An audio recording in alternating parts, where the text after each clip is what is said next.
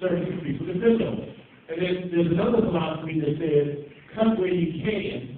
In fact, cut first, but also raise revenue in a way that's fair, so that it's equally distributed around. And so we try to embrace that same philosophy here. We're not raising revenue this year, but we're also not cutting services. You heard the gentleman, I don't know where he went, but we had a bad experience today at the quarter store. And all I can say to you is that if I can't go within the quarter store, and I'm getting a lot of emails about the can't animal service. I can't go to the animal facility. I can put some window dressing on what we got. Trust me, I've been there to the animal facility, and I stood in the quarter store now. I have a hands-on philosophy of management, and that hands-on philosophy is let me go out and experience what my customers experience. And I put Band-Aids on, and we're facilities with the bottom money, yes. The money that was allocated years ago, we're not letting that sit down. But there's only so many Band-Aids I put on, and if I have the time, I can pass the mic. I got a department head here, and the rest of the library is here, and the department head here, and here, and here, and here, and over here. And I can pretty much go around the room and hand them the mic, and they can tell you. First of all, I just love for you to hear the credentials that these people bring to the table, their experience, and what they've done in other places. But we're in a very unique environment. And I know what you all going to say to me for the next hour. We're going to talk about why services haven't been delivered. And I'm going to do my best to tell you how we are putting Band-Aids on and how we're bringing about efficiencies in government. But at some point, money doesn't matter. And you need those resources in order to deliver the services. Now, let me go in this order. This lady's been waiting patiently. This gentleman at the right, this lady wants to speak. This gentleman just raised his hand, and then I will pick up the rest after that. So I think I see you in next. Okay. Good evening. Good evening. I'm hoping that I can just bring it, because I don't have a question for you. I actually have, there might be a work resolution. Okay, great. And my name is Liz here. I'm a resident of Dekalb County, and also the volunteer at the Animal Services since prior to 2006. Our board member is responsible for conversation with me and was responsible. And my associate and I started a nonprofit in 2010 called Friends of Dekalb Animals. And the only thing we do is full work with rescuers in the Northeast. She has a huge fan. We pull it off from the Dekalb Animal Services only and transport those dogs and cats occasionally directly for rescuers in the Northeast. We try to save at least 50 animals a month. Hopefully the increase that we got in the first and the one piece of bread will save 105. What I want to offer is what maybe a wonderful solution before day night. In November 2005, I citizens of Dekalb voted, and I'm sorry, I'm nervous. The citizens of Dekalb voted on the $230 million bond agreement for the improvement of transportation, state, and library infrastructure in Dekalb. It's a shame that at that time these shelters was not included in that agreement. And looking at just the library projects that have been completed in Dekalb with money from revenue, we start the building during the month. The building itself, nothing inside, was $5.7 million. And there are also today 7 of the 10 projects are complete, and every mill I think is slated for completion in the fall. And there were just over $54 million out of that bond agreement that were allocated to library projects. In addition, libraries a total of $230 million bond money for parks and green service. The many large tracts of land have been purchased in Dekalb with dedicated green service. Use of the funds is satisfied in the 2001 bond agreement with 70% dedicated to land exploration for parks and green service, and no more than 30% dedicated to park improvement and development for new facilities. 2005 bonds were split. It was 30% for acquisition, 70% for development. And I will venture to guess that none of the citizens in here, or very few, know that Dekalb County owns and operates Forest Farm, located on National Highway at the Ryan Drive, called the State Forest Farm. The county also maintains the barn and cages for 40 horses on the western portion of this 39-acre tract of land that I believe is owned agriculture. Here's my proposal. Since the bond referendum in 2001 does allocate 30% to park improvements in these facilities, and the referendum in 2005 allowed 70% for development. Is there some way that the portion of funding for a new animal shelter could come from bond money, and a new shelter could be constructed on the currently owned 39-acre tract of land on the Silver Creek Farm? That way, the actual location for the shelter could be constructed on that portion of the acreage which is today completely undeveloped. And the shelter could be constructed using green energy all along the lines of gas emissions. I understand the acquisition and capital expenditures require the Board of Commissioners, approval of the Board of Commissioners, and I don't even know if it's possible unless it's for the citizens, but this is a perfect word for that. In closing, I ask that you, along with everyone else in this room, take the time to go toward the animal services. 845 Even if you don't have a park animals, you're sitting on absolutely miserable out there in the facility is, in a county that is absolute and impressive despair, upon the incomparable with the first shelter that you can do. I can assure you that the medical revolution in animal care is coming. I'm hoping and praying that the CAB will be in the forefront of this revolution and try to be there instead of being crammed in your ticket and straining on the road. I just ask you to consider consideration of the budget. No, I like to say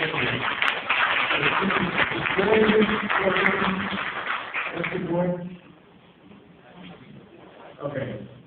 Here at Ryan Hart is over our infrastructure group, the name Dekalb Park facility, and I want you to please get with him if you're going to leave early, and don't come out and get your name because I want to listen to that proposal, the idea of putting an animal facility out of those three-quarters farm. I don't know whether that's doable or not. It's a novel idea, it's an interesting idea, and I'd like to explore it. I appreciate the fact that you came with a solution to a very difficult problem to solve. Let me tell you what we're doing with the whole animal services issue. First of all, we realize we've got deplorable conditions at our animal services facility. I toured it, and that's satisfied with it. We took animal services, which is a part of police services, out from under police services. It's still part of our public safety group department, but in our restructuring, we took it out from under police. We think that was a good move. We created an animal services task force made up of citizens who came up with some very good ideas. Those ideas to implement, for the most part, are going to cost money. We're looking at funding sources right now. There is another proposal on the table that is getting reviewed by our law department to determine if we can do it, mostly to rehab our facility, not necessarily build a new facility. We had some positions in our budget as a result of the budget cuts that Joe talked about from the board. With these funded, we are amending our budget now, and we're going to propose that those positions be refunded. In our last town hall meeting, Director Miller, I think I misspoke. I said there were 10 positions. But Joe Gottlieb, our CFO, I don't know if Joe is here either. Okay, so we have Gwen Brown Patterson from Finance. Gwen told me that it's 6 positions, not 10. There'll be what now? Okay, as a result of funding 10 more animal control officers on the street, if approved by the Board of Commissioners, they get the last days on the budget. So those are some of the things we're doing. We're working with the co-chairs of the Animal Services Task Force to identify some storefront space that we can use for pet adoption, because we realize again how bad the facility is. I wish we could find that before Valentine's Day, because the last bit of news I shared with you. May I have your attention, please? The library is now closed. We will reopen tomorrow at 10. Have a good evening. Anything that's been a tell us to evacuate, that's very momentum. And the last bit of good news is that on February the 14th, we're going to have a pet adoption day, or what are we calling that, Director Bowman? You know about that? It's the what? The 14th through the 18th. February 14th through the 18th? Yes, for all the animals will be $60 a Okay, thank you, Director. So we're showing a little love, okay? And, so please just get us there and let's look at that proposal, okay? Thank you very much. Did I promise you that, sir? I believe I did. Okay. My name is David Allen, I'm here on behalf of Lithonia Park Tigers, Youth Association here in Lithonia. I'm glad you are here. Lithonia Park Tigers. Okay. I'm glad you all are here tonight, here in Lithonia. It was very comforting to hear all the good things you all are doing, the crime rate going down, the cash county, and all the beautiful residents that you all have built with our tax dollars. Unfortunately, as you all know, the crime, per capita crime in Lithonia is still the highest thing in the cash county. In addition with all the residents that have been built, that help to reduce crime, none of them have been built in Lithonia. So we are here as volunteers trying to do programming with kids. We get in trouble after school, we push the program because we have a rundown park with no lights, and we can't do programs for 6 to 8 kids that's committing crime, we don't have facilities to do it. So my question is, would you use the same wisdom that you all have used to build up the cash county welfare and bring that same wisdom to Lithonia, especially here, to help improve our communities? And in addition, you mentioned something about the bond money using the recreation space on 124, and maybe just considering all of that you're using that we can improve our parking out there. You got kids here growing, the kids is growing, and I know you all had a strategic plan a few years ago that for so many residents we can provide football fields and that type of thing, and it hasn't happened. So even the benefit of the park would be very appreciated. No capital improvement, you know, if you put a park, a swing, or something in a slide, and I moved here 10 years ago, and nothing has happened in the park since then. But we have a lot of kids that are right next to the middle school with a bunch of active rates, and being able to do programming in the park would help save tax dollars that we're saving elsewhere, like in the juvenile justice system now. Yes, thank you for the question. Thank you for the presentation. Let me say that we recognize Ware County as community density, and I work on a very regular basis with our mayors roundtable 4 times a year, just like I meet with the university and college presidents. I meet with mayors, and we come together and we talk about issues of common interest, like the transportation referendum. We just spent a lot of time on it. I met with the new mayor of Lithonia on Friday, and Mayor Jackson. And we talked about some of the issues that we're going to be working on together. Resources are limited. We understand the need to collaborate and to leverage our resources, and Mayor Jackson and I spent some time talking about that. But we can't, I think you're talking about a park in the city of Lithonia. The Cass County, Lithonia Park is a county park. There are 2 parks adjacent to each other. Okay. The first park is the amphitheater, is the city of Lithonia. Oh, yes, sure. So the highest amphitheater where the pool is in the multi-use field is the Cass County Park. Okay, yeah, that's the story of that part. The money that we are putting in, because we don't have that kind of money, is coming primarily from the parks bond referendum that we've been talking about. I mean the bond referendum, which was for parks, libraries, and roadway improvements. The projects were identified at the time of the referendum, vote. A lot of that money sat still for some time, but it's being effectively utilized. In some instances, like this library, the library was built and then stopped a year before it was actually staffed and opened because the money wasn't there.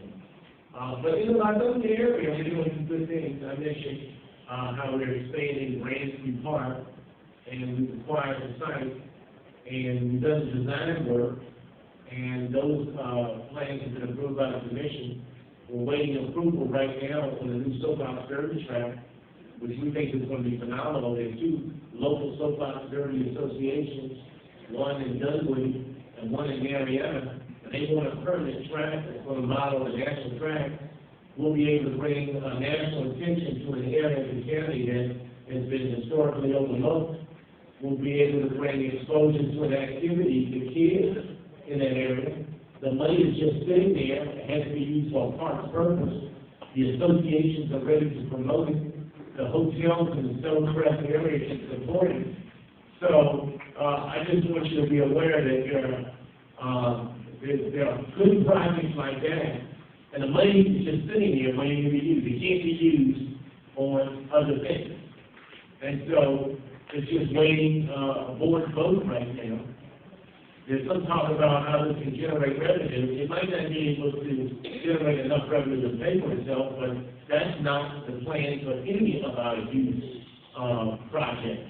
Any of the things we're doing for young people, there may be fees associated with, and there will be fees associated with this to support the cost of operations, but not to make them profitable operations. Here we actually have an opportunity, because of outsiders who will be drawn to the area from other cities and states in the southeastern U.S. and around the country, to actually bring in outside money to an underserved area. Again, we talk about the prime rate. We have an opportunity to generate revenue right here in Lithonia by building that track. And we're ready to go. The design plan is beautiful. I've seen it, and there's nothing like it. DeKalb County has a history of being a hotbed of so-called races. We used to have national champions coming from Dekalb and DeKalb County. And then we have an opportunity to expose them to a group of kids who haven't seen anything like that. And so we're working on those kind of recreational improvements. And I hope you all will do that, because, we've been in my community doing programs for over a year, and actually have been speaking to your staff in the Parks Department and the Citizen Advisory Board since November 2010. And everybody says that this something done, you're the mayor, and I am. But I want you to know how government works. I appreciate that. That's good for the ego. But let me take it how government works. I was watching Meet the Press on Christmas morning, and it was a discussion about what the president can do. And there was a comment made by Mark Morial, president of the National Urban League, and he said, he's the president of a democracy, but he's not an emperor. So understand that we have separation of powers in a democracy. And there are things that I can do, but I can't do them alone. Because we have both an executive and a legislative branch.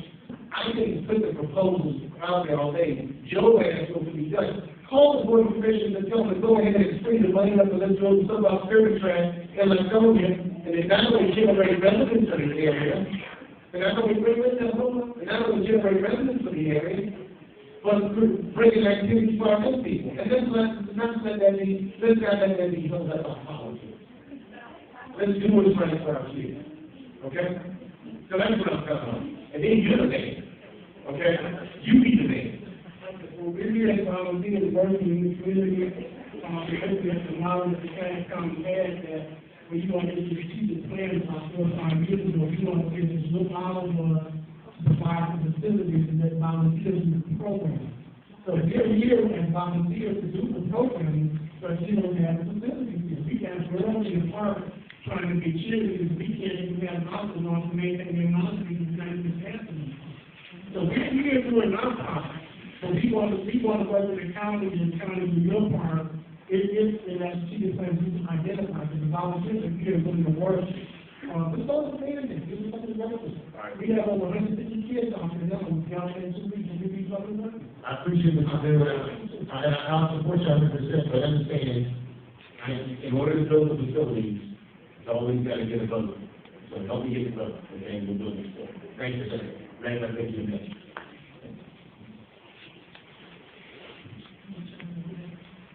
I had several people in the room, Mr. Ely, Lorraine Carter, and the administrator, I'm going to be a chamber of commerce. And I would like to comment, Mr. Owens, we've met before and spoken, and I know many of the people on our staff here, because we just created what's called the Crest Business Alliance. It sounds as if it's business only. We welcome all of the residential that are here. We have started working with the county about a year and a half ago, that's right during, specifically with SBA, with our commissioner in this area. Mr. East, who was here from the Parks and Stonecrest, the Parks and worked with us. And the reason I'm bringing all this up is because the comment has been made over and over that we all want services. That's why we're here. I don't happen to be a citizen of DeKalb County, but I work with a developer who is a huge revenue producer in taxes for Southeast DeKalb County. right here in this area within a mile of where we're all sitting. We got frustrated because we had given right of way to the county because Turner Road was going to be expanded. We gave right of way when we built it for Stonecrest Apartments, when we built it for Providence Apartments during the construction, and then we built it for Kensington Apartments. The county is strapped for revenue. We knew that, so we decided to go through all of our contacts here to see what else can be done. Because we just need one other municipality that you have done across Georgia, be it the city of Dunwoody or the city of Canton, different areas. One thing, and I'm not going to take much else aside for or against, but what he says is true, the county only has so much money. So we have to do our part, and many developers have stepped up to the plate with the Stonecrest Business Alliance, and we've worked with the county. We submitted with the Atlanta Regional Commission back in December something called an LCI application, or Livable Communities application, for the Stonecrest area. I spoke with Bosco today, who's been the agency. That award is given next week, so someone who submitted it. We don't know if it's Stonecrest area or not. But we can offer so much because there are numerous grants that are available. That means that developers like us that are placed in good matching funds. If the county doesn't have the money, it doesn't mean the services can't be there. We can purchase not a private police car, but we can purchase a police car, which is business class, that's dedicated to this area. We just have to have the manpower. I heard a gentleman just say there's people who are willing to volunteer. We've been sending emails and letters, and we obviously don't have the right contact information. We can all step up and help the county. It doesn't even have to be a dime out of your pocket necessarily. It may be a few hours a month that you can help us all. But there is an association in the Southeastern County area, in the Stonecrest area, that has been put together through a lot of sweat equity. We need your help. Come help us, and we'll help the county do this. The county is meeting with us. I'll tell you, I was very much didn't want to be involved in the politics of everything. Doreen's laughing because she knows that I was the one who stood up for Muslims and no. But the county stepped up. They agreed to meet with us. The Commissioner Lee name put a work task group together that met with us every week for hours. There's people everywhere who are willing to help. We just need your time and effort to go after these grants. And then the county gets even more federal funding. So if you'll help us, see one of us with Stonecrest Business Alliance, our website is almost up and running. Like I said, we are a residential developer. The hotels were mentioned. Duke Hospitality, who are making the hotels here, are part of that. Many of the businesses are part of that, and we need the residential employment and other small businesses. So I'm making this as a place to advertise that, if you will. So we can help the county help us. It's been done, and there's free access to the real customers and we will get them on the way. And give us your name and thing.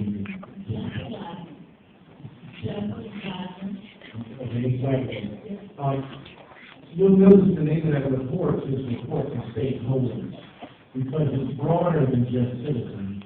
It's everyone who's invested in this candidate and in the state of this candidate. So I appreciate your time today, and thanks for being here. Certainly contribution.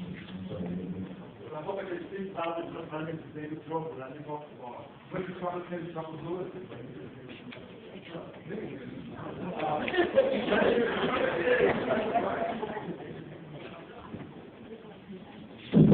Okay, my name is David Joker, and I'm a representative of Joker, and I'm just like to thank you and the staff for coming out to be able to see you to look for this today. Now, in addition to that, from my research, I was done that there are two DeKalb counties. There's an incorporated DeKalb County and an unincorporated DeKalb County.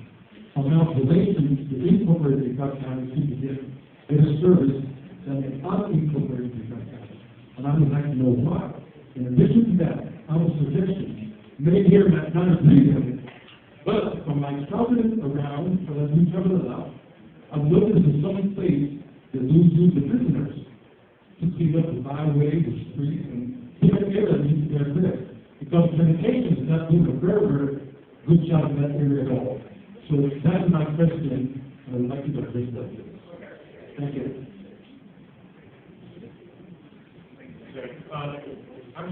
First of all, thanks for the question. I brought up our public safety director so he can answer the question about having, using prisoners to clean up the areas. We do use people we're doing community service to clean up the areas from the jails. Not necessarily people in prison, but, some people are being held over until